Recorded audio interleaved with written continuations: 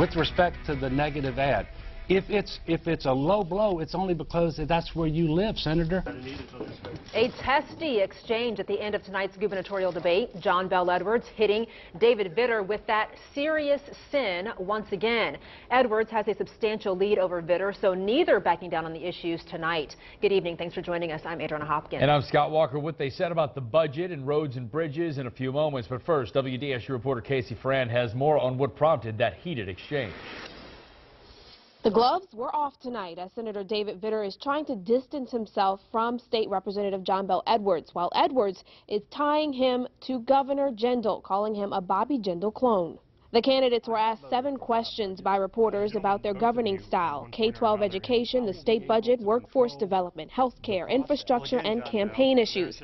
They engaged in a dialogue asking each other questions on each of those topics. By the end of the debate, the discussion turned to the alleged spying scandal surrounding the governor's election and the recent campaign ads. That's when the men got into a heated exchange. You act holier than thou. You've never hired these folks, but the state Democratic Party does it on your behalf.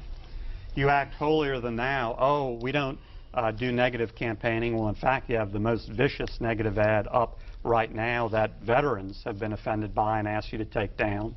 With respect to the negative ad, if it's a low blow, it's only because that's where you live, Senator. It's 100% truthful.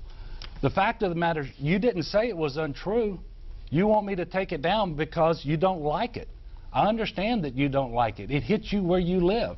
I'm not talking about me saying anything, John Bel. I'm talking about what veterans have said. Hundreds of veterans have contacted me, and they wanted to know that you were missing out on your public performance of your duties in Congress in order to engage in those extracurricular activities that you don't want to admit to. Okay, all right. John Bel, again, you're holier than thou when the state Democratic Party is doing that on your behalf. No, sir.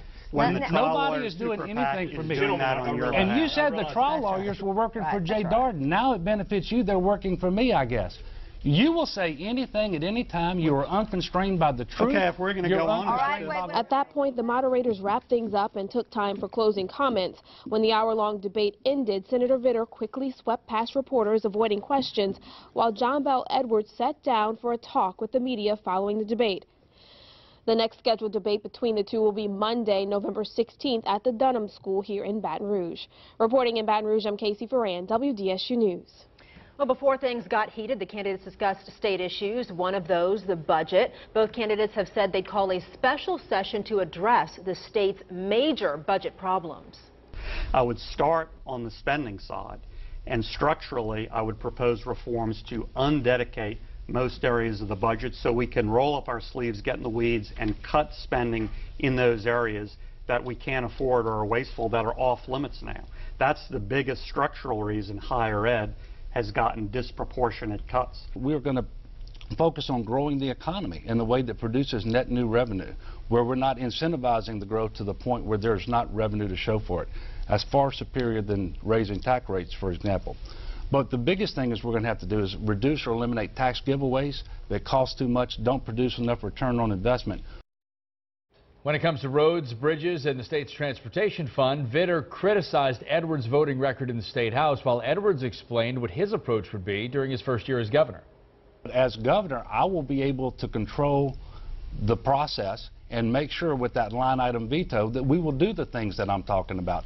Just this most recent year, we actually voted for revenue to make absolutely clear that the state police can get out of the Transportation Trust Fund.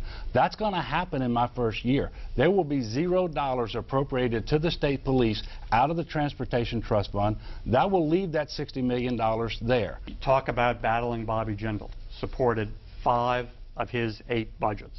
5 of 8. You talk about protecting the State Transportation Trust Fund. Under those budgets, it was rated over and over and over, hundreds of millions of dollars. And you voted for the budget under which 11 cents of every dollar, only 11 cents, goes to transportation. All right, so there you go. Early voting for the November 21st election is going on now. The polls are not open tomorrow, though. Veterans Day will keep locations closed. Normally, they're open from 8:30 in the morning until 6 in the evening. Early voting ends on Saturday.